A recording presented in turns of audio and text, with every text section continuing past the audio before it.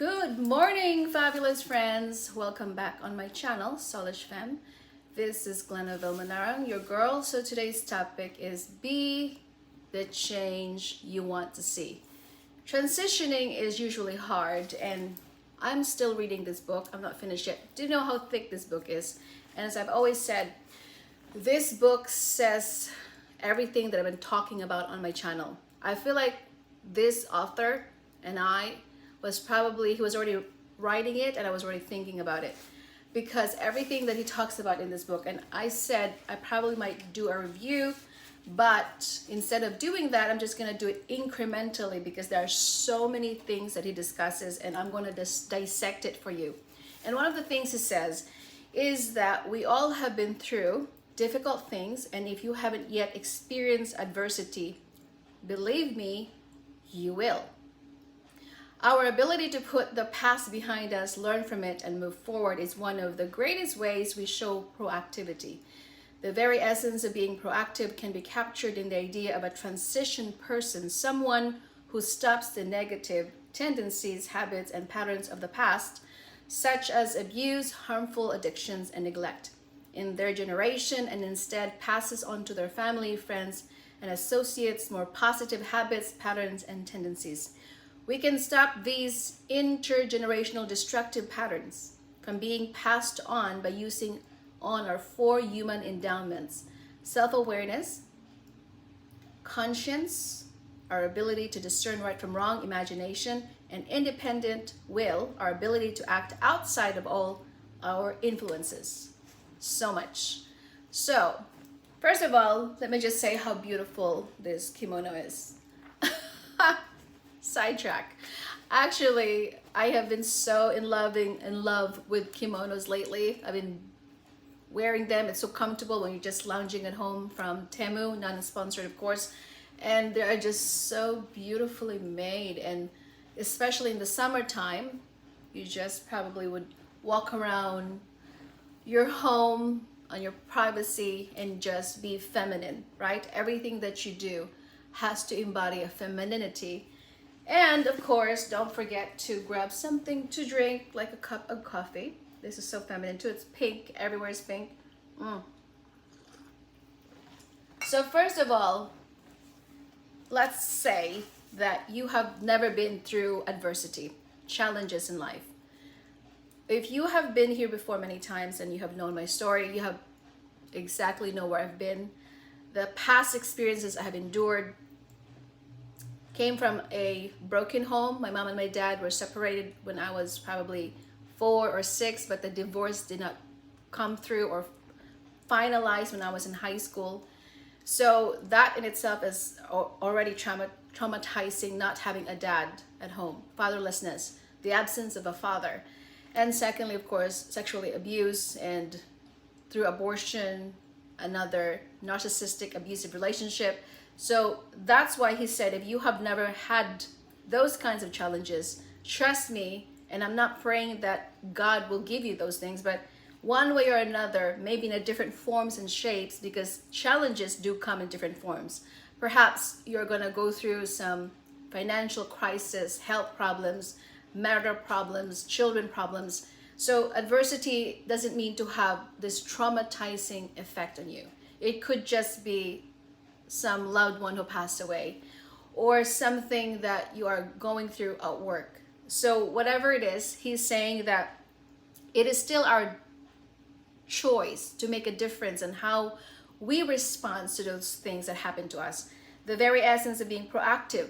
Proactivity is you taking the responsibility of making a choice not to bring this destructive pattern and behavior, because as a person who has been through a lot of pain and trauma, the tendency is that you're going to bring that toxicity in that kind of relationship. And I am still healing from those trauma, and that's why I always say in my channel, please go back to the root cause of your issue. Bitterness, resentment, anger, jealousy, these are residuals of our trauma that we have harbored and that we have carried over wherever we go. And this is why he's always saying that instead of carrying that around, as you cut generational curses, You have to stop that pattern. It's easier said than done, because unlearning about bad behavior, it takes time. As the study shows, it takes about 6 days of doing it repeatedly. A habit is developed doing it by repetition, not just one time, but it's repeatedly doing it day in and day out. And therefore, when you're trying to unlearn bad behavior, you have to really keep doing it consistently. And if you are not self-aware, as he was saying, that endowment has to have self-awareness. Awareness of oneself takes practice. Watch yourself. Watch the behavior that is destructive in your life. If you are not fully aware of what ticks you off, what pushes your button, what are the words that are triggering to you, how can you correct something when you're not self-aware? Because people who are not self-aware are easily triggered. They are easily provoked because they do not know that these are just words coming from people based on their perspective and based on their paradigm. It doesn't mean it's about you. Although people use your past to gaslight you, to shame you, but when you have healed from those trauma, it doesn't matter what kind of stones they throw at you, but if you have been healed from that, those words really don't mean anything anymore. It doesn't hurt you as much as it used to, and you're just going to just ignore it or move on and not going to internalize those words because you have healed from those traumas. So even if a person in your life will use your story to gaslight you, you are no longer going to wallow in self-pity and make that word destroy you, because you're so self-aware, you have been healed from that trauma, that now you can say, that's the past. I have walked there. I have forgiven myself. I've already accepted my past. Now, if you still keep on bringing that up, shame on you, because I am no longer walked on that shoes. But a person in your life who keeps on reminding you of what happened, just pray for them. As Jesus would say, love your enemies, pray for them, bless those who persecute you, and do not curse them. And therefore, you must be the change. You cannot retaliate and stoop down to other people's level. Because as I said, people who have not yet matured up here, they're just going to do things to provoke you. And therefore, you don't want to be in their level, especially when you're self-aware. You know exactly what your worth and your value is no longer based on their opinion. And the moment you learn that, my friend, you are unstoppable. And he also talks about your conscience. I also talk about conscience, the knowing how. We all have conscience. Even if you don't know that there's a 10 commandments in the Bible that God has given to the Israelites specifically by Moses, you will still know the difference between right and wrong, because God has given us this compass, the conscience, knowing how to know which one is the right way and which one isn't. You don't have to tell a child, do not lie. They just naturally lie. You don't have to tell a kid to just make up some stories. They just sometimes naturally will do that. And therefore, conscience is, again, it's harnessing your intuition, is part of having a conscience. As I said, if you are not a woman or man of principles, if you don't follow your intuition or your conscience, you are most likely are swayed by so many opinions in the world. There are plenty of opinions in the world today, as we witness, blah, blah, blah, as we witness our world today. I'm not going to edit that. I'm sorry. I don't edit my videos anymore because it's just too much work for me. If we are witnessing the world today, part of people, majority of them, goes to the wrong groups because they don't know what they stand for. Even if they know deep down inside it's the wrong principle, it's the wrong movement, it's the wrong propaganda, but because we are like sheep, as Jesus would say, you need a good shepherd who will guide you so that you are not going to be swayed by the false preaching and false messaging out there. Therefore, you have to be keen to your awareness and to have to harness your intuition, your conscience. As I said, how do you harness that? Listen to your conscience more. You have to harness it by listening more. And in the Bible, it says that people who have seared their conscience, they have tuned out the voice of their conscience, because when their conscience said, this is not the right way, and you keep saying, I'm not listening to you, I'm not listening to you, go away, and you keep on neglecting your conscience and you don't harness that, next thing you know, that voice becomes smaller and smaller, and you will no longer hear that, and therefore you're just gonna do things without thinking, and most likely you're going to regret your decision making. Therefore, conscience is about really dig deeper, attuning into your intuition, the inner voice of God. Remember, Elijah was trying to find the voice of God, and he was saying he's not in the storm, he's not in the clouds, he's not in the wind, but he was speaking in the still small voice. That's why sometimes when we are asking a question and making decisions that are significant, we must listen to our intuition instead of our impulse reactivity, instead of making a conclusion or jumping into a decision that we're going to regret soon. That's why it's important that we have to pause, we have to think, and we have to be proactively asking the question, is this the best decisions or not? And then he also talks about imagination, our ability to envision new possibilities. To be the change, to have the transition, you need to have a vision. Imagination involves vision. What do you want to do with your life? As I said, without a purpose, a man perishes or a woman perishes without a vision. I believe each one of us has a purpose. This book has a purpose. This cup has a purpose. Look around you. Everything has a purpose. The question is, have you found your purpose yet?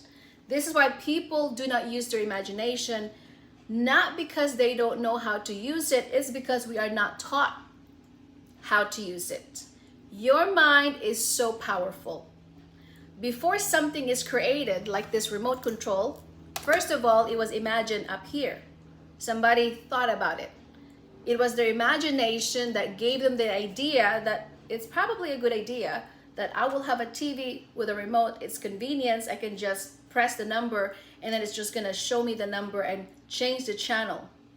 So a person with imagination will create something twice. Up here, imagination, first of all, and then secondly, actualization. So before you make it actualize, first of all, maybe 3 times, imagination, you're going to have a blueprint, probably you're going to have a diagram, or you're going to have kind of design of how you want it to be, and then execution. So perhaps 3 things that you have to do. Imagination, you need to have a blueprint or a diagram, like designing this kimono perhaps.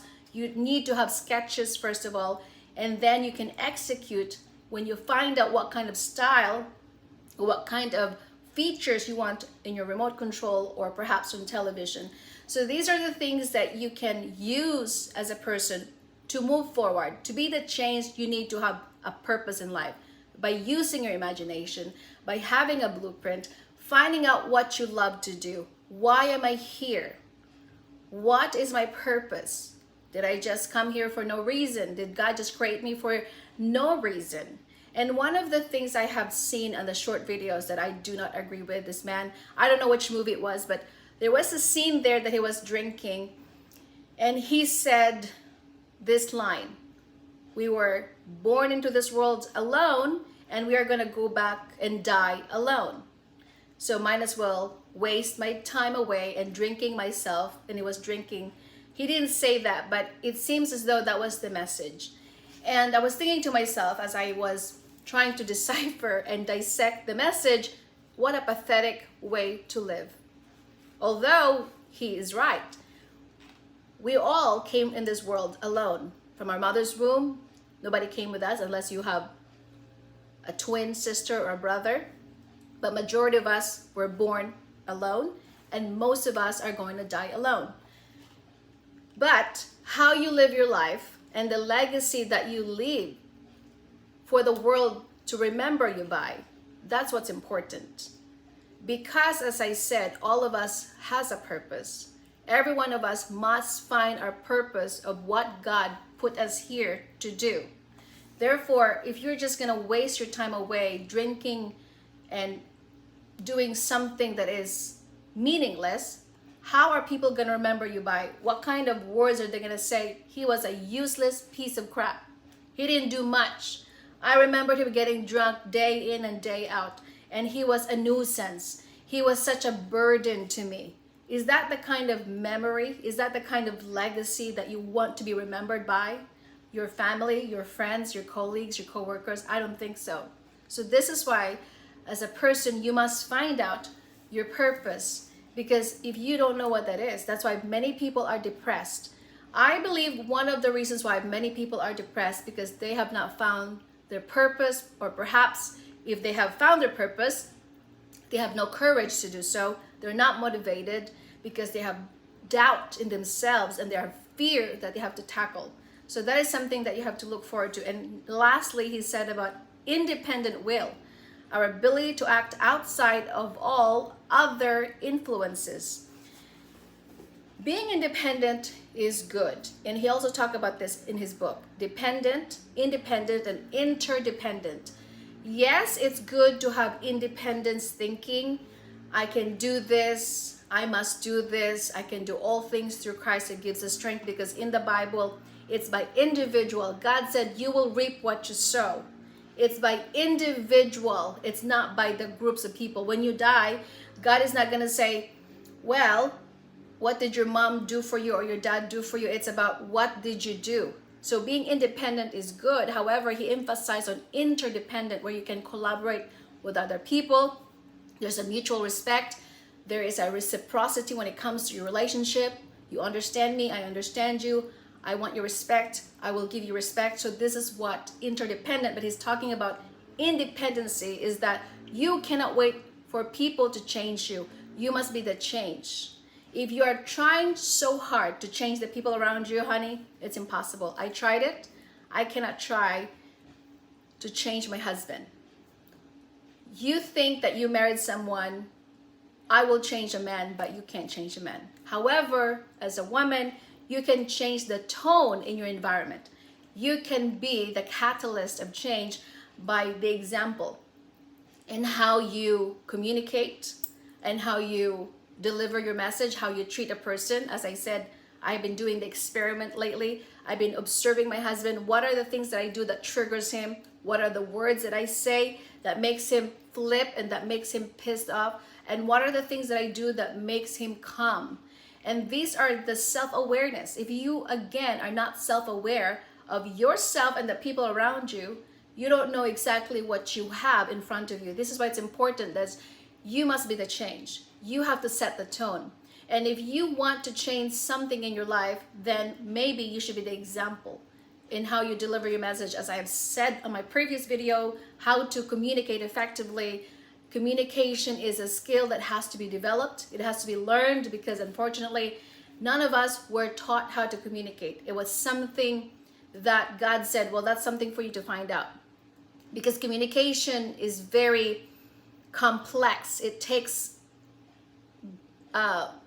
skills and years to develop. Listening skills and communication skills takes about saying things that are concise, clear, and direct to the point.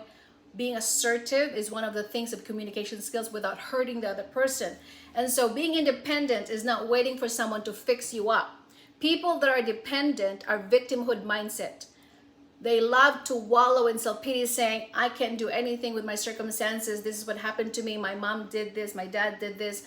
I was abused as a child. So they're waiting for someone to knock at their door saying, get up, pick up your mat and walk. Remember Jesus, who had stumbled upon this man on the pool of Bethsaida for 38 years. And the man said, every time I try to go into the pool, because there was an angel steering the pool, and whoever jumps first, the person gets healed. But this man had infirmity. He had some kind of weaknesses in his body, and he was just laying around for 38 years. And finally, Jesus said, would you like me to help you, or do you want to be better today?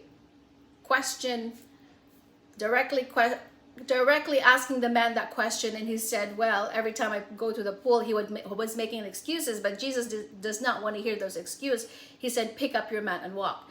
Because as independent person, if you want to be healed and to be the change, you must do the change first. That's just how it is. You cannot allow or wait for people to change around you. I'm only gonna change if this person changed. I've done that. I've been waiting. Nobody came. Nobody knocked at my door. When I was struggling financially way back in my college, I thought my rich grandfather somewhere is gonna knock and says, honey, you have a will and you're now a millionaire. You don't have to work all your entire life. I waited. Or honey, please, do something with your life and do not be depressed and stop thinking about harming yourself. Nobody came. I had to make the decision that what kind of life would I like to live? What are the goals that I want to achieve in life? Some purpose and some meaning, because without meaning, life is really useless.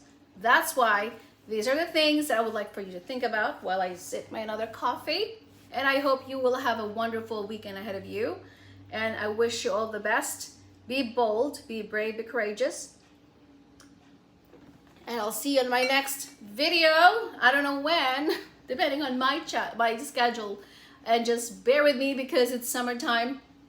I might be going out with my family someday, get some break perhaps. So I'll see you on my next video. If you have not done so, you know what to do. If you would like to support me on my channel, share, like, subscribe, you know what to do.